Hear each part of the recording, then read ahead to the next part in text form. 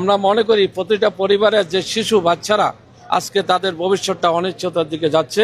এই যে নিহত যারা হচ্ছে তাদের পরিবারকে ক্ষতিপূরণ দেওয়া দরকার এবং যে পরিবারের সদস্যরা চাকরি করার মতো উপযুক্ত হয়েছে তাদেরকে চাকরির ব্যবস্থা করা।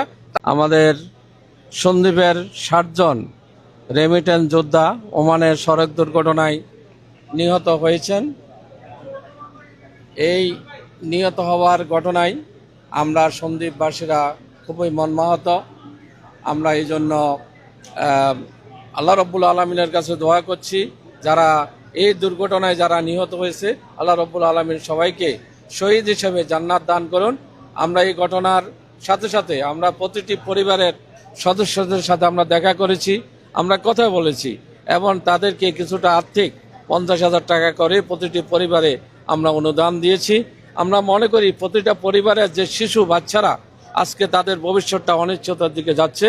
এজন্য যে আমরা রাজনৈতিকভাবে বাংলাদেশ জামায়াত ইসলামী তাদের পরিবারের পাশে দাঁড়িয়েছি, সাথে সাথে আমরা সরকারের কাছে আহ্বান জানাবো এই রেমিটেন্স যোদ্ধারা যাদের কষ্টার্জিত অর্থের মাধ্যমে বাংলাদেশের অর্থনীতির চাকা ঘুরে, সুতরাং এই যে নিহত যারা হচ্ছে তাদের পরিবারকে ক্ষতিপূরণ দেওয়া দরকার এবং যে পরিবারের সদস্যরা চাকরি করার মতো উপযুক্ত হয়েছে তাদেরকে চাকরির ব্যবস্থা করা।